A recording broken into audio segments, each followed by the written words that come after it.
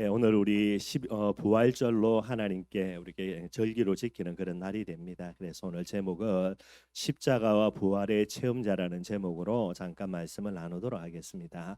세상에 여러분들 많은 기쁨들, 많은 즐거움들이 있고요. 또 많지는 않지만은 가끔씩 또 행복이라는 부분들을 이야기하는 것도 있습니다. 그런데 최고의 기쁨이자 최고의 즐거움, 최고의 행복이 뭔가? 그게 바로 전도의 행복이고 생명이 살아나는 행복이 되게 되겠죠. 그래서 꼭 저와 여러분들이 우리의 남은 생에 우리가 정말로 도전할 거, 우리가 누려야 될 거, 이게 바로 전도와 생명의 축복과 행복이 될 줄로 믿고요. 이 축복을 두고 도전하는 그런 저와 여러분들이 되기를 주님의 이름으로 축원드리겠습니다. 여러분들이 기대해 주신 덕분으로요, 우리 목회자 부부 수련회 또 이제 노예도 진행했는데 베트남 다낭에서 이렇게 모든 일정들을 은혜 가운데서 잘 마무리하고 왔습니다. 이번에 참 감사하게도 여러분들 우리 이제 목사님들하고 사모님들이 이야기하기를 우리 지금까지 매년 우리가 목회자 부부 수련회 다녀왔었는데 역대 중에서 가장 은혜롭고 가장 좋았다 그렇게 이야기를 하시더라고요. 참 감사하고요. 아마 우리 성도님들도 제가 노회장이라고 해서 많이 기대해 주셔가지고 이런 응답을 받은 것 같고요. 이번에 이제 다낭 가 보니까 솔직히 참 좋더라고요, 여러분. 그래서 우리 성도님들 같이 한번 놀러 오는 것도 참 좋겠다 그런 생각들도 많이 가졌었고요. 이번에 이제 다낭 갔었는데 가이드 가면 여러분들 이제 우리 단체로 관광 가니까 가이드가 있는데 이 가이드를 만났는데요. 가이드가 이제 제일 처음 만나가지고 이번에도 목사님들이 이래 이야기하더라고요. 그러면서 하는 이야기가 몇 번 전에도 이제 목사님들이 이제 왔다 갔으면서 가이드를 했는데 참 요번에 목사님들이 그 전에 만나고 이번에도 만난 게 좀 뭔가 이런 부분들이 이렇게 교회를 가혹하는 그런 부분인 거예요. 이 가이드 말을 들어보니까 이 친구가 이제 40대에 60억을 말아먹었다 그러더라고요. 사업을 해가지고요. 어느 정도로 어려웠냐, 아버님 어머님 집까지 다 팔아가지고 이제 이 부분들 때문에 빚 갚는다고 다 그렇게 이제 낭비하는 부분들이 된 거예요. 그러면서 이제 여러 가지 어려움 때문에 결국 이제 다낭까지 와가지고 가이드 생활을 하고 있더라고. 그걸 본인이 이야기를 하는 거예요. 그러면서 이제 가이드 생활하면서 열심히 생활해가지고 조금 이제 생활이 안정돼가지고요, 후배와 같이 이제 그 다낭에서 이제 꽤 유명한 커피들 저도 먹어보니까 야 정말로 맛있구나 싶을 정도. 그래서 그런 이제 커피 사업도 이제 조금씩 진행을 하고 있습니다. 그런데 이 커피 사업을 진행하는 후배가 누구냐면 이제 집사람이 이제 카톡에 올렸는데 이수환이라는 사람이더라고요. 누군가 하니까 그렇게 크게 유명한 영화 배우는 아닌데 이제 배우도 하고 그다음에 이제 이렇게 노래도 부르고요. 또 쇼핑 같은데 호스트라 그럽니까? 그런 일들도 하고 여러 가지 일을 하는데 이분이 이제 또 큰 어려움 당했다가 하나님의 은혜로요 복음 받고 새롭게 하소서에 그렇게 출연해 가지고 간정됐던 그런 분이에요. 이분도 큰 어려움 당해가지고요. 그래서 이분도 이제 다낭에 와가지고 이 가이드분하고 같이 이제 팀 돼가지고 커피 사업을 하는데 커피 사업이 꽤 잘 되는가 봐요. 저도 가서 먹어보고 참 맛있다 싶었고요. 그래서 이 분하고 이제 이렇게 사업을 하는데 늘 언제나 이수환이라는 사람의 기도 제목이 뭐냐, 이 사람이 이제 형님이라 그러거든요. 나이가 많아서 이 형님 구원받는 거 이 부분이 되는 거예요. 그렇게 이제 이런 내용들은 이 가이드가 이제 가이드 하면서 이제 3박 4일 동안 늘 떠들어야 되니까 그런 내용들을 계속 이야기를 하는 거예요.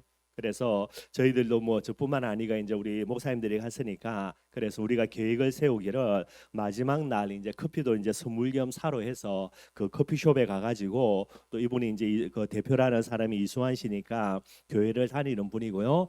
거기에 또 한 사람도 동참해가지고 같이 이제 일을 도와주는데 이분도 목사님 아들이라 이제 음악 교사인데 아마 여러 가지 사정이 있겠죠. 그러니 이제 다 팽개치고 던져버리고 이제 베트남까지 와가지고 다낭에서 같이 사업을 하니까요. 알고 보니까 이분도 목사님 아들이라. 그래서 우리가 다들 목사님이기 때문에 그 커피숍에 가서 예배를 드리자 요래된 거예요. 그러니까 이분도 가이드도 알겠다 그러더라고요. 우리의 목표는 여러분 그 사람들이 알고 이 가이드에게 복음 전해가지고 이제 예수를 영접하는 부분들, 그게 이제 목적이었고요. 그래서 요걸 이제 첫째 날 누구한테 부탁을 드렸냐니까 이기열 목사님께 부탁을 드린 거예요.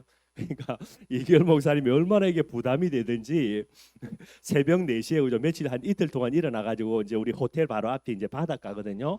바닷가를 새벽 4시부터 일어나가 계속 그리면서 무엇을 메시지를까 고민하고요. 또 메시지 속에서 하나님의 역사해 달라고 계속 기도하면서 복음 전하는 부분들 준비했더라고요. 물론 우리도 이제 계속해서 기도했고요.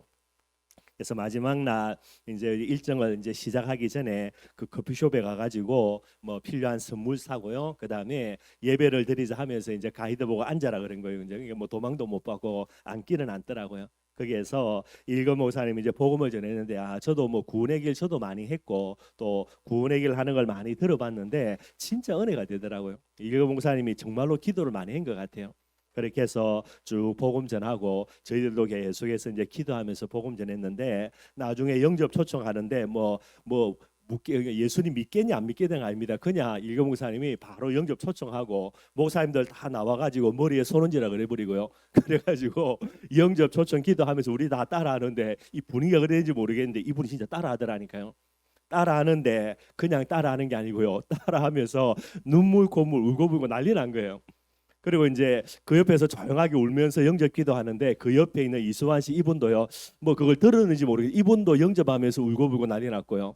그 옆에 있는 목사님 아들도 울고불고 난리 났고요. 그냥 다 우는 거예요. 그렇게 참 은혜로운 분위기 속에서 감사하고요. 나중에 이제 여러 가지 일정들 다 무리하면서 이 가이드가 이 뭔지를 모르겠다는 거 자기가 왜 이래 하는지 이 양반이 얼마나 복음에 대해서 거부 반응이 많이 있냐면 자기 작은 아버지는 목사님인데 그래서 참 자기도 존경한다 그러는데 아마 이모부가 뭐 교회를 다니는 것 같은데 이 양반 때문에 얼마나 이렇게 많이 시달렸는지 뭐 기독교 그러면 이를 가는 거예요. 그래서 얼마나 기독교에 대해서 욕도 많이 하고 여러 가지 반감도 많았고요. 근데 본인이 예수님 영접하고 울면서 그죠? 이런 일들이 일어나니까 이게 지금 뭐가 뭔지를 모르는 그런 부분으로 마지막에 이 지금 내가 지금 뭐 하는지 모르겠다라고 본인이 이야기하면서 해서 저희들이 기도해주고 그렇게 돌아왔었고요. 또 이제 나중에 알고 보니까 그 이제 커피숍 사장이 옆에서 일 도와주는 친구가 목사님 아들인데 이 양반이 보니까 제 대학교 후배더라고요. 그래서 제가 이제 경남대학교 90학번인데 이 친구가 95학번 그리 돼 있더라고요. 그래가지고 뭐 선배님 그러고 뭐 후배 뭐 있었고요. 이게 뭔가 싶 저도 그렇게 느껴지고요. 그래서 참 감사하게도 이번에 그냥 우연히 우리가 다낭 여행 간 부분들이 되는데 저도 조금 마음에 그리낌이 있었던 게 어떻게 일정을 잡다 보니까 늘 저와 여러분들이 이제 요 시간대 우리가 이제 노예를 하거든요. 근데 이번에는 이게 고난주의라고 겹쳐가지고요. 고난주의라 무슨 여행 간다 그래가지고 누가 욕하겠다 싶기도 하기도 하고요. 또 어떤 목사님 교회는 왜 목사님들이 고난주간에 또 뭐 여행 가냐 이런 식으로 조금 뭔가 말이 나왔던 부분인 것 같아요. 근데 하나님께서 한 영혼 구원을 위하여서 모든 일들을 진행하는 부분들 속에서요 시간표 되어져서 이분이 예수님 영접하는 그런 응답을 누리는 거 보니까요 전도를 위해서 모든 것을 움직이시는 하나님의 역사를 체험하니까 모든 게 감사가 되더라고요. 그렇게 해서 우리 목회자 부부 수련회 이제 노예까지 다 일정을 마무리하고 돌아오는데 얼마나 감사가 되고 은혜가 되는지 모르고요.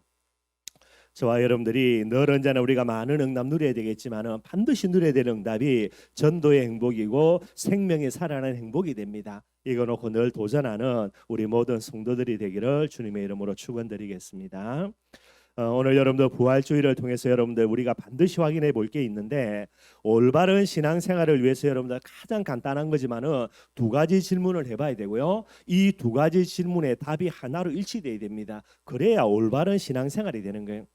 첫 번째 질문입니다. 나는 왜 신앙생활을 하는가? 뭐 똑같은 거겠죠. 나는 왜 교회를 다니는가? 나는 왜 하나님을 믿는가? 여러분들 질문을 해봐야 되는 거예요.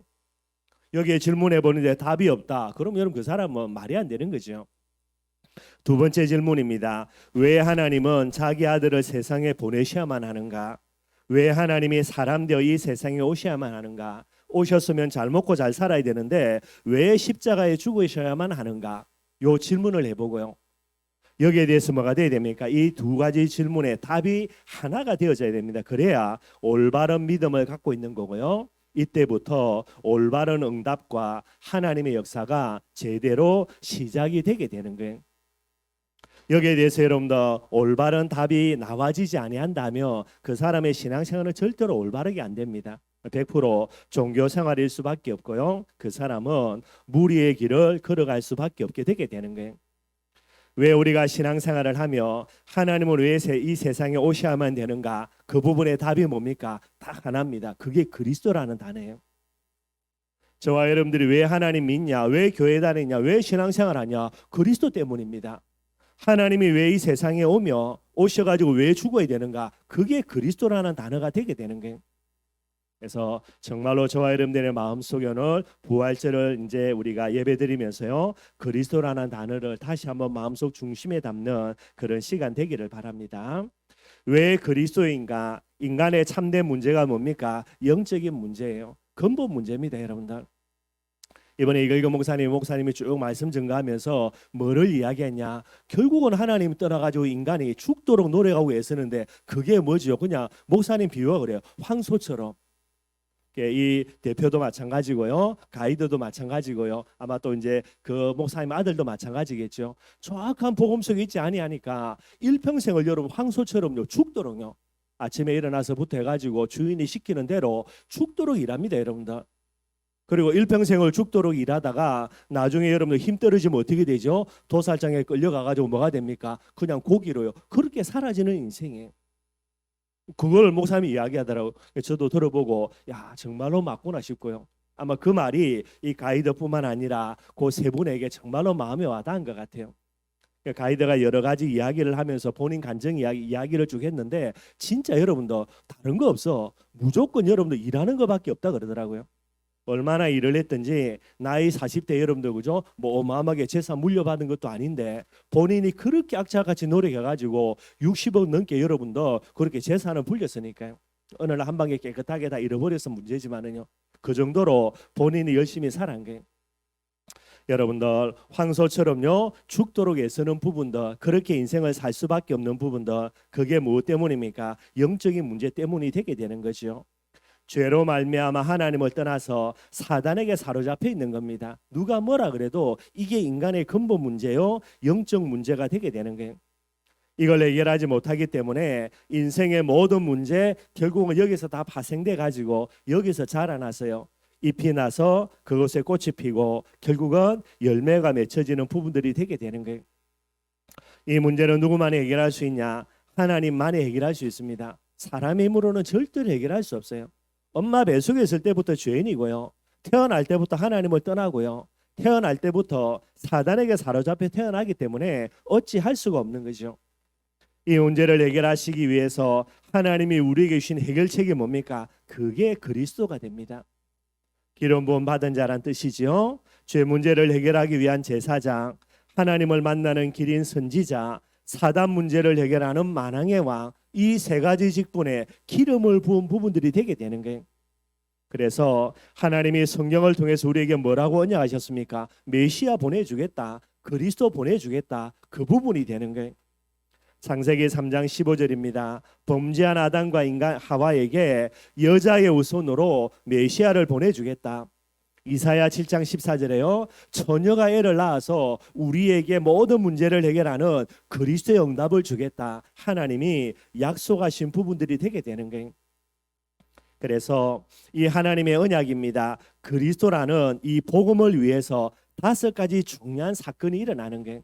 그래서 복음의 5대 사건, 아마 여러분 제가 옛날에도 설교를 드렸고요, 꼭 저와 여러분들이 기억해야 되겠죠. 첫 번째 사건이 뭡니까? 성육신 사건이에요. 여자의 후손으로 처녀의 아들을 보내주겠다, 메시아를 보내주겠다라는 거죠. 이 메시아가 오신 거예요. 그분이 누굽니까? 성령으로 잉태된 예수님, 그분이 되게 되는 거예요.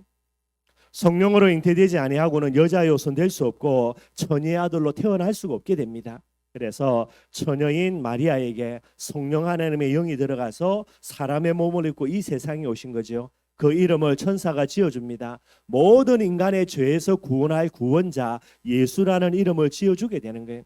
그래서 예수님께서 나이 30세 될 때부터 공생애라 그럽니다. 공생애는 뭐냐? 공인으로서의 생을 사시게 되는 거예요. 그리스도로서의 인생을 시작하시는 부분들이 되게 됩니다. 그래서 예수님이 나이 30 되실 때부터요, 복음을 증거하는 그런 귀한 그리스도의 사역을 시작하시게 되게 되는 거죠. 두 번째 사건입니다. 십자가 사건이라는 거예요. 모든 사람이 죄로 말미암아 저주와 재앙 속으로 들어가기 때문에 우리를 구원할 그리스도는 반드시 뭐해야 됩니까? 우리의 대속 제물이 되어야 되는 거예요. 그래서 특별히 이사야 53장 6절에는요, 그가 찔림은 누굽니까? 여자의 후손 처녀의 몸에서 태어나고 성령으로 잉태된 하나님이 사람된 그분이 뭐해야 됩니까? 그분의 죄 때문이 아닙니다. 우리의 모든 죄 때문에 십자가에 찔려야 되는 거예요. 그가 찔림은 우리의 허물 때문이고 그가 상함은 우리의 죄악 때문이라. 그가 징계를 받음으로 우리는 평화를 누리고 그가 채찍에 맞음으로 우리는 나음을 받았도다. 이사야가 고백하는 거예요.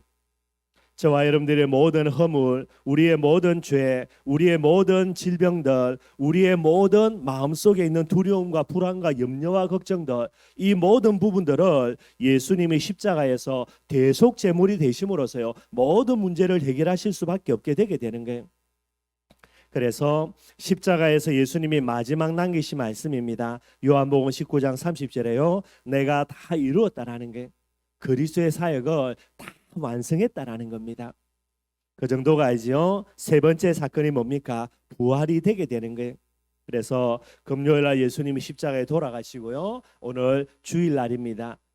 이 안식일 날 지나서 그 다음 날 첫째 날에 주일이죠. 이 날이 예수님께서 부활을 하시게 되고요. 그래서 오늘도 이제 새벽기도 끝나고 뭐 라디오 잠깐 틀어보니까 이제 부활절 연합 예배 많은 부분들이 드리더라고요. 그래서 여러분들 주의 날이 되게 되는 거죠.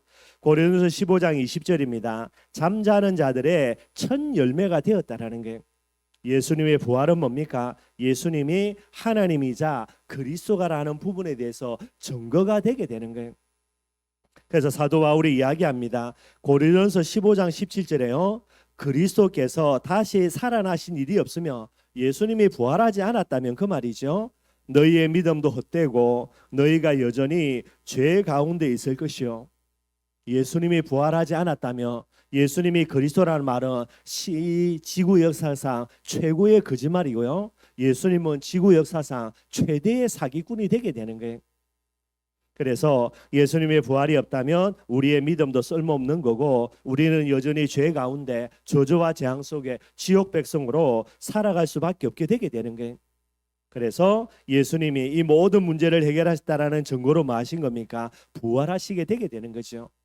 이 부활은 어떤 의미가 있습니까? 고린도전서 15장 55절에서 57절에 보면요. 사망아 너의 승리가 어디 있느냐? 사망아 내가 쏘는 것이 어디 있느냐? 사망이 쏘는 것은 죄요 죄의 권능은 율법이라. 우리 주 예수 그리스도로 말미암아 우리에게 승리를 주시는 하나님께 감사한다. 바울의 고백이 됩니다. 예수님이 부활하셨다는 말은 무슨 의미입니까? 사망의 권세 깨뜨리신 거예요.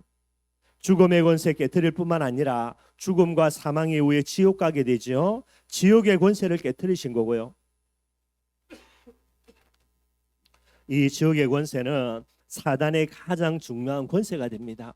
예수님의 부활은요 죽음과 지옥 사단의 권세를 깨뜨리신 어마어마한 우리에게 주시는 승리의 축복과 증거가 되게 되는 거예요. 그러니 부활이라는 비밀은 여러분도 십자가와 함께 복음을 이루는 가장 핵심된 두 가지 축이 되게 됩니다. 사도 바울은 늘 이야기합니다. 십자가와 부활 늘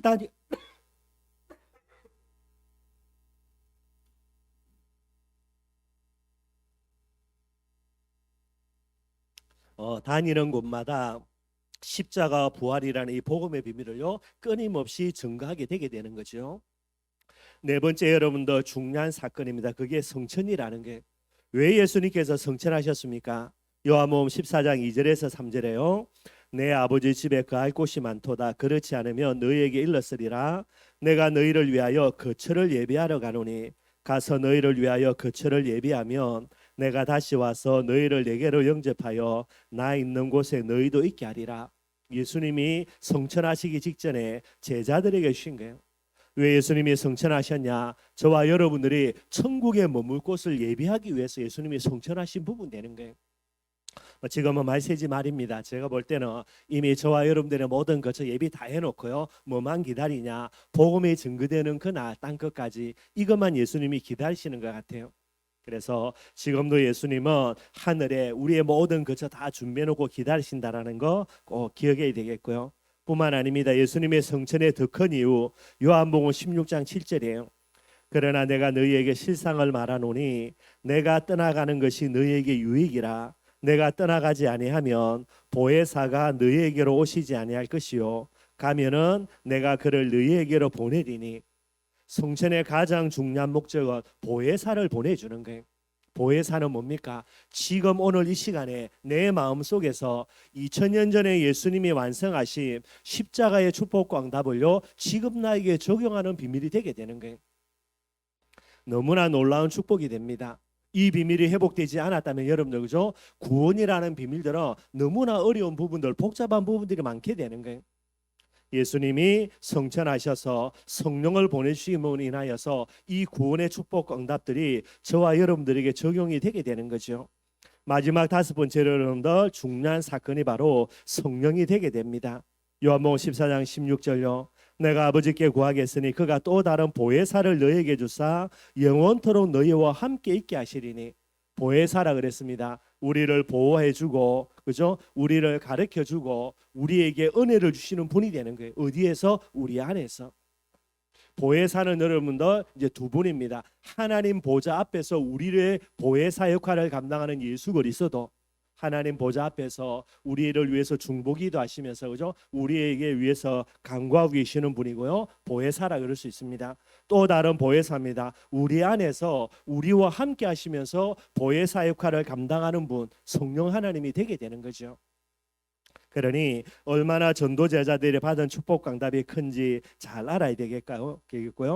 요한복음 14장 26절에 보면 보혜사 곧 아버지께서 내 이름으로 보내실 성령 그가 너희에게 모든 것을 가르치고 내가 너희에게 말한 모든 것을 생각나게 하시리라. 보혜사 성령의 제일 큰 사역입니다. 우리 안에 계셔서 우리를 깨닫게 하고 가르쳐 주게 되게 되는 거예요. 신학적으로 보면 여러분들 그죠? 사람이 구원이라는 부분들은 자기 지혜로 깨달아 알 수가 없어요. 그래서 하나님이 성경 말씀을 기록해 주십니다. 성경을 읽고 저와 여러분들이 무엇을 얻을 수 있습니까? 아무리 머리 나쁜 사람도요 성경을 읽음으로 인하여서 하나님이 계시구나, 내가 하나님을 만나야 되겠구나, 나는 죄인이구나, 예수님이 나의 구세주가 되시는 거구나, 그건 깨달아 알 수 있어요. IQ 2자리 아니라 제일 머리 나쁜 사람도. 근데 여러분들 아무리 머리 좋은 사람도요 성경 속에 있는 중요한 하나님의 뜻과 계획, 어떻게 복음 전하며 어떻게 생명 살리는가, 이런 어마어마한 비밀들은 아무리 머리 좋은 사람도 깨달아 알 수가 없습니다, 여러분들.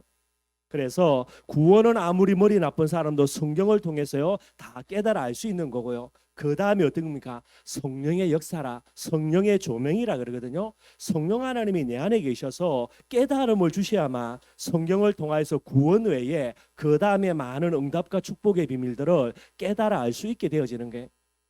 머리 좋아가지고 전도 잘하고요, 머리 좋아가지고 성령인도 잘 받고요, 천만에 머리 좋아도 성령인도 받을 수가 없습니다. 아무리 머리 좋아도요 하나님의 뜻과 계획을 알 수가 없다니까요.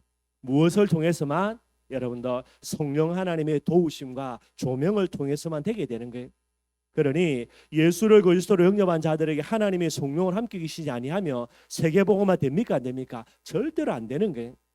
죽어서 천국은 갈 수 있을지 몰라도 이 세상을 살면서는요 절대로 올바른 신앙생활 안 되게 되는 거예요.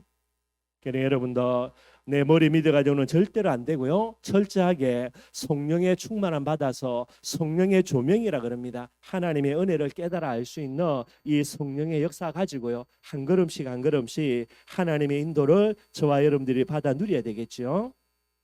성령의 사역은 여러분들 2000년 전에 일어난 그리스도의 축복을 오늘 지금 나에게 적용하는 이 비밀이 되게 되는 거예요. 그래서 복음이 뭡니까? 예수님이 그리스도라는 거, 이게 복음이죠. 그래서 이걸 조금만 여러분 정확하게 이야기하면 그리스도의 성육신, 십자가, 부활, 성천, 성령, 이렇게 5가지로 중요한 사건으로 설명할 수 있고요. 이것을 가장 한 단어로 두 가지로 추격한다. 그게 바로 십자가와 부활이 되게 되는 거예요. 예수 그리스도 조금 느리면 십자가와 부활 5가지로 느리면요 성육신부터 해서 성령까지 그렇게 진행이 되게 되는 거예요. 이 그리스도의 비밀들 이번 부활절을 통해서 더욱더 저와 여러분들의 마음속 중심에 담는 귀한 시간 되기를 바랍니다. 그런데 여러분들 전도제자라고 이야기할 때는요 반드시 뭐가 돼야 됩니까? 오늘 제목처럼요 복음이 체험돼야 돼요. 복음이라고 이야기할 때는 뭡니까? 제일 핵심되는 거 십자가와 부활이죠. 내가 전도제자라고 이야기할 때는 뭐가 돼야 되냐? 반드시 십자가와 부활이 체험돼야 돼요. 거기서부터 여러분들 그 사람은 전도자의 생을 살 수 있게 되게 되는 거예요.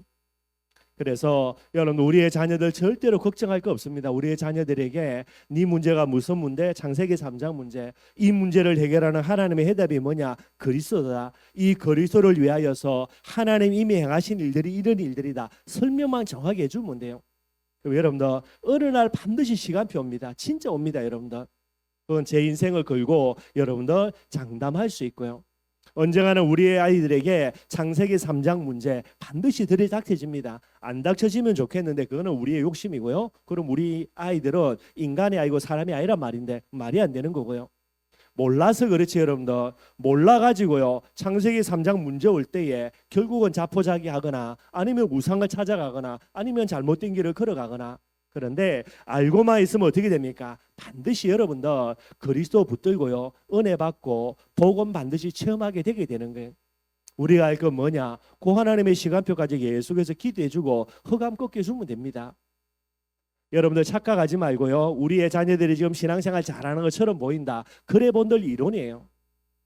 사실이 아니라니까. 얘들이 십자가를 정확하게 체험하고 얘들이 부활의 비밀을 정확하게 응답으로 누린다. 그러면 좋겠는데 그렇다는 말은 얘들 여러분들 어릴 때부터 죽도록 고생했다는 말이고 뭐 우리 시역에도 지금 예배 잘 드리고 있지만은요. 뭐 언젠가는 또 이런 고비 반드시 옵니다. 와야 되고 안 오면 안 되니까. 나름대로 본인이요 뭐 부모님의 신앙 가지고 아 예수가 그리스도 맞구나 하나님이 나를 사랑하시는 거구나 알기는 아는데 요 정도 가지고는 세계복음만 못해요 여러분들.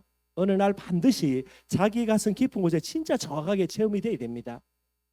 그 전까지 뭐 해야 됩니까? 신앙생활 잘하는 거지만은 그래도 여러분들 뭐 감사한 건데 언젠가는 고비 오게 돼 있어요. 반대로요, 우리의 자녀들이 참 염려 걱정의 대상으로 이놈들이 그죠? 뭐 하나님도 안 믿으려고 하고 여러 가지 갈등을 일으킨다. 그게 정상이라니까. 그 시간표가 빨리 온 게 감사한 거고요. 그래 봐야 되지. 우리 아이들 너무나 우리 부모님의 그런 여러 가지 계획 속에서 신앙생활 잘한다. 그것도 착각이고. 이놈들이 왜 이러냐? 그죠? 이 뭐 잘못된 거 아니냐? 그것도 착각이고 다 착각입니다, 여러분들. 렘넌트라는 중요한 시간표를 몰라서 그런 거니까요. 그래서 꼭 이 비밀 생각하시고 여러분도 계속해서 기대해 주시면 되겠죠. 전도제자는 반드시 십자가와 부활을 체험해야 되는 겁니다. 그 말은요, 하나님이 우리에게 주신 하나님의 최고의 기쁜 소식 복음이지요. 이게 뭐가 돼야 됩니까? 저와 여러분들의 최고의 기쁜 소식이 돼야 되는 거예요. 복음이 돼야 되는 겁니다. 그래서 늘 말씀드리는 겁니다. 하나님의 복음으로 끝나는 것이 아니라 나의 복음이 돼야 되는 거예요.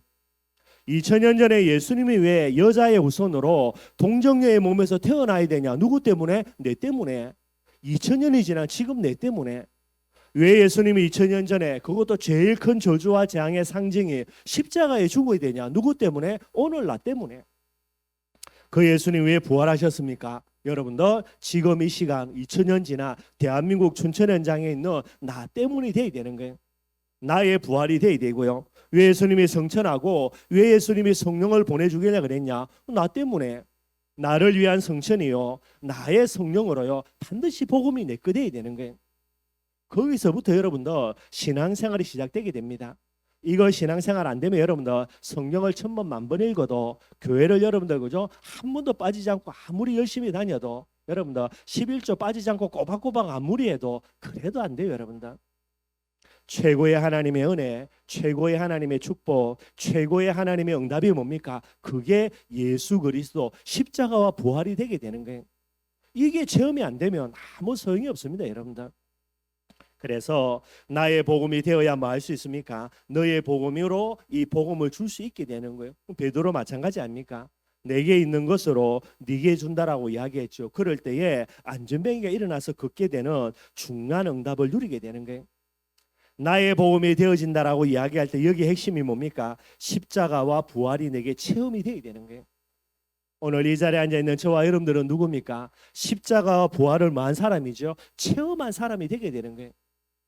십자가와 부활을 체험한 사람의 가장 중요한 특징이 뭐냐? 뭐가 됩니까? 복음 자체입니다. 예수가 그리스도라는 게 내게 최고의 기쁜 소식이 되는 거예요. 그게 십자가와 부활, 복음을 체험한 가장 중요한 특징들이 되게 되는 거예요. 늘 저와 여러분들 이것만 항상 점검하면 됩니다. 복음이 나에게 기쁜 소식이 되느냐 안 되느냐 그게 전부 다라니까요. 복음이 나에게 기쁜 소식이 되어진다. 참된 복음 맞아요. 그럼 어떻게 됩니까? 여러분들의 인생의 모든 문제 하나님이 다 해결 다 해줍니다. 여러분들 몸부림칠 게 없고요. 복음의 기쁜 소식이 안 되니까 몸부림칠 수밖에 없지요. 복음의 기쁜 소식이 안 되니까 대책 세울 수밖에 없고 뭔가를 찾아갈 수밖에 없는 거예요. 복음의 기쁜 소식이 되어지면 여러분들 가만히 있어도 됩니다. 여러분들 몸부림칠 것도 없고요. 모든 것은 역전 다 되고 응답으로 다가올 수밖에 없게 되게 되는 거예요. 이 시대의 복음의 체험자들, 십자가 부활의 체험자지요. 복음의 기쁜 소식이 되는 최고의 축복 속에 있는 저와 여러분들이 되기를 주님의 이름으로 축원드리겠습니다. 오늘 본문 말씀 여러분들 간단하게 한번 살펴보도록 하겠습니다. 오늘 본문의 내용은 유대 법정에선 바울의 그런 간단한 고백들이 오늘 본문에 나옵니다. 유대 법정에 서서 재판을 앞두게 있지요. 그 말은 바울의 생사가 지금 결정될 수 있는 중요한 시간표가 되게 되는 거예요. 바울의 생사가 결정된다는 말은 자신을 변호할 수 있는 바울에게 주어진 마지막 기회가 되게 되는 거예요. 그래서 아그리빠 왕에게 이제 이 부분들을 이야기해서 여기에 이제 뭐 재판에서 결정 나는 부분들대로 뭐 그대로 끝나버리게 되게 되는 거죠. 그래서 이 부분을 두고 오늘 19절에서 21절까지는 바울의 과거를 쭉 돌아보면서 내가 왜 이렇게 법정에까지 서가지고 잡혀왔는가 이걸 간단하게 설명하는 거예요. 19절입니다. 아그리빠 왕이여 그러므로 하늘에서 보이신 것을 내가 거스리지 아니하고, 이게 무슨 내용이냐면 그 앞에 내용을 쭉 살펴보면요, 바울이 다메섹 도상에서 부름받는 내용들이 나와요. 다메섹 도상에 예수 믿는 사람들을 잡아 죽이려고 하는 중에 예수님이 직접 나타나서 바울을 부르시지요. 그러면서 이방을 위한 택한 그릇이다라고 메시지를 주게 되게 되는 거예요. 그래서 바울이 이야기합니다. 하나님이 나를 부르심대로 내가 이 일을 거스릴 수 없고 지금까지 내가 이방인들에게 복음 전했다라는 거예요. 그래서 20절에 보니까요, 먼저 다메섹에 바울이 복음을 받자마자 바울은 전도자로 나아갑니다. 핍박자가 그 적시로 180도로 바뀌어가지고 전도자로 나아가는 거예요. 다메섹에 예수 믿는 사람들도 이게 뭐지라고 착각할 정도로 바울이 복음 받자마자 바로 전도자로 돌아서게 되는 거지요. 예루살렘에서 복음 전하고요. 그 다음에 유대 온 땅과 이방인에게까지 회개하고 하나님께로 돌아가서 회개에 합당한 일을 하라 전했다. 이게 바울의 모든 과거 인생이 되게 되는 거예요. 1차 정도, 2차 선교, 3차 선교 다 포함해서 이야기하는 겁니다. 그러다가 21절에요. 유대인들이 성전에서 나를 잡아 죽이고자 하였으나 하나님이 나의 도우심을 받아서 오늘 이렇게 내가 당신에게 이 자리에 서 있다라고 그렇게 이제 바울이 설명을 하게 되는 거예요. 그러면서 22절과 23절입니다. 22절에 보니까 그죠? 하나님의 도우심을 받아 내가 오늘까지 서서 높고 낮은 사람들 앞에서 증언하는 것은 그죠? 지금까지 바울이 복음을 전했던 내용들을 이야기하거든요. 선지자들과 모세가 반드시 되리라고 말한 것밖에 없다. 구약을 이야기합니다. 구약의 핵심이 뭡니까? 복음이라 그리스도라. 그 그리스도의 내용이 뭐지요? 23절입니다.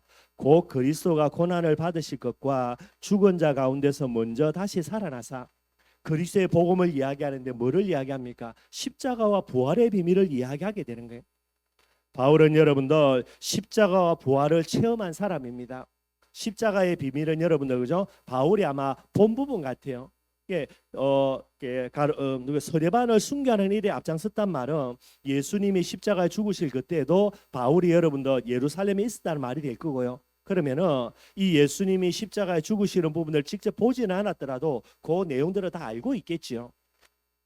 그러면서 이제 핍박자로 나아갔으니까요. 그러니 십자가의 비밀을 알고 있는 뿐만 아닙니다. 다메섹 도상에서 부활의 주님을 실제로 체험한 사람, 이게 바울이에요, 여러분들. 십자가 부활을 정확하게 체험한 바울은요, 어떤 문제, 어떤 환경, 어떤 사건 속에서도요, 뭐를요, 십자가와 부활을 증거할 수밖에 없는 이 증인의 자리 늘 나아가시게 되는 거예요. 이게 바울의 모습이 되게 됩니다. 오늘 내용은 무슨 내용이라고 그랬습니까? 바울이 자기의 생명을 변호할 수 있는 유일한 기회예요. 이 유일한 기회에 바울이 뭐를 이야기합니까? 복음 전한다니까요. 어떤 복음요? 예수님이 십자가에 죽으시고 부활했다라는 거, 이 복음을 전가하게 되게 되는 거예요. 생명을 변호할 유일한 기회란 말, 일반 사람들에게는 그 내용이 되게 되겠는데 복음의 비밀을 체험한 바울에게는요, 복음 전할 유일한 기회라는 말이 되게 되는 거예요. 이게 여러분들 십자가 부활을 체험한 자의 중요한 모습이 되게 됩니다. 지금 마지막 이 지금 이제 제대로 변론을 안 하게 되면요, 아그리파 왕 사형 때리면 죽어야 되고요, 무기징역 때리면 무기징역 살아야 되는 거예요. 근데 바울은요, 마지막 내 생을 변호할 기회다, 그게 아니고 오늘 내가 이 자리에서 복음 전할 수 있는 마지막 기회라는 그런 부분들로 마음속에 받아들이게 되게 되는 거예요. 어찌 보면 여러분들 어리석은 거죠, 여러분들. 그죠? 생명을 변호할 유일한 기회를요, 복음 전하는 기회로 완전 낭비해버리고 그 마지막 카드를 써버린 부분이 되는 거예요. 사람들은 이야기할지 모릅니다. 어리석다, 바보다, 그죠? 근데 여러분들, 이 어리석은 게 아니라 생명 변호할 유일한 기회란 말은 바울에게 복음 전할 마지막 기회이기 때문에요, 복음을 전가하는 부분들이 되게 되는 거예요. 그러면 내 생명은 어떻게 됩니까? 바울의 마음속에 딱 각오하면서 하나님께 맡긴 기도하는 게 뭐죠? 전능자이자 생사복의 참주권자이신 하나님께 내 생명 딱 맡겨버리는 게. 세상의 법은 뭡니까? 아그리파 왕이 바울의 생사를 결정하는 것이 되겠죠. 착각입니다, 여러분들. 바울의 생사는 아그리파 왕의 손에 있는 게 아니라 누구 손에 있습니까? 하나님 손에 있다니까요. 복음을 정확하게 체험하면 여러분들 누구 앞에 섭니까? 하나님 앞에 정확하게 서게 되는 거예요. 사람들이 볼 때는 어리석어 보이지만은요, 복음을 정확하게 알고 보면 이게 최고의 지혜이자 최고로 현명한 방법이 되게 되는 거예요. 하나님 앞에 서서 하나님이 가장 기뻐하는 일들을요, 이 앞에 딱 서게 되는 거예요. 그럼 여러분, 하나님이 바울의 생명을 어떻게 하겠습니까? 끝까지 책임다집니다, 여러분들. 나중에 유라굴라라는 강풍 속에서도 바울 하나 때문에 그 배에 타고 있는 모든 사람들의 생명도 하나님이 건져내 주는요, 이런 축복과 응답을 누리는 거예요. 복음 깨닫지 못하면 여러분들 하나님의 뜻과 계획요, 죽었다 깨어나도 안 돼요. IQ가 여러분들 뭐 200이 아니라 300 된다 하더라도 안 되게 되는 거예요. 저와 여러분들이 이 비밀들을 꼭 마음속에 담고요, 하나님의 축복과 응답을 누리는 이 시대의 십자가 부활의 체험자들이 되기를 주님의 이름으로 축원드리겠습니다. 말씀 결론 맺도록 하겠습니다. 전도제자는 누구인가? 모든 문제 해결인 십자가와 모든 문제 해결의 증거인 부활의 체험자입니다. 저와 여러분들이에요. 혹시나 여러분들 이 부분이 아직도 내게 체험이 안 되었다라고 여러분들 물음표가 드는 부분이 있다면 다른 거는 전부 다 기도 제목 필요 없는 겁니다. 뭐를 기도해야 됩니까? 예수님이 모든 문제 해결자라는 증거 내게 달라라고.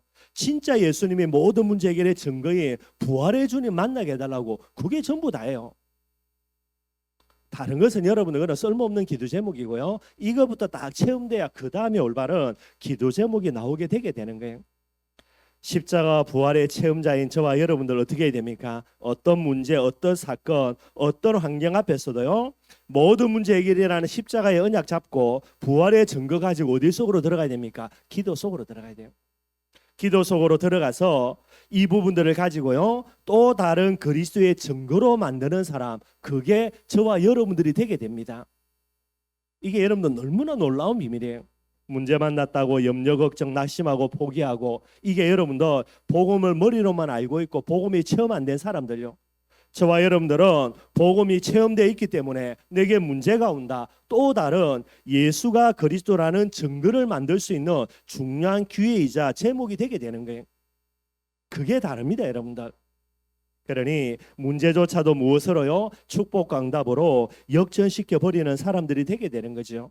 그 정도가 아닙니다. 어떤 문제나 사건 환경 앞에서도 십자가와 부활에 뭐가 됩니까? 증인이 되는 사람들이에요.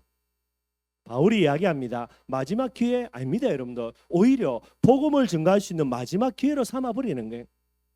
늘 언제나 십자가 부활을 체험한 사람들은요, 십자가 부활의 증인될 수밖에 없게 되는 거예요. 십자가 부활이 체험이 안 되면 어떻게 되겠습니까? 모든 문제 해결인 십자가의 비밀을 가지고요, 아무 의미도 없이 예수님의 고난에 내가 동참해야 되겠다, 그래가지고요 엉뚱한 짓거리 한다니까요. 저 동남아 쪽에 가보면 여러분들, 그죠? 고난주일 예수님이 십자가 주간에, 그죠? 예수님의 십자가 나도 맛봐야 되겠다 해가지고요, 자기 자를 십자가에 못 박는 놈이 있어요. 미친놈입니다, 여러분들. 쥐가 십자가에 못 박으면 뭐 하려고? 그러니 아무 의미도 없어요, 여러분들. 그러니 고난이라는 비밀들을 잘못되게 착각해가지고요, 쉽게 하면 금욕주의거든요. 예수님이 고난 당했으니까 나도 그 고난에 동참하겠다, 뭐 이번 안 죽었다면 금식하겠다, 뭐 그 정도는 약과고 그 정도는 봐줄 수 있는데요. 근데 뭐 아무 의미도 없이 금식하는 것도 많고 쓸데없는 짓거리입니다, 여러분들. 뿐만 아니죠, 부활의 비밀들이 체험이 안 되어지니까요, 모든 문제 해결의 증거인 부활을 가지고요. 어떻게 사용합니까? 부활이라는 그 영광의 비밀을 목적을 두고요. 복음을 이용하는 그런 많은 이 시대의 사람들이 일어나는 거예요. 부활의 영광만을 취하고요. 복음을 위해 헌신하고 희생하는 거 전혀 감당하지 않고요. 진짜 나쁜 놈이죠, 여러분들. 저와 여러분들은 십자가와 부활의 비밀을 체험한 이 체험자로서요. 항상 이 비밀 가지고 복음 증가하는 기회로 삼고요. 또 다른 그리스도의 증거거리로 삼는 역전의 축복과 응답을 누리는 우리 모든 성도들이 되기를 주님의 이름으로 축원드리겠습니다.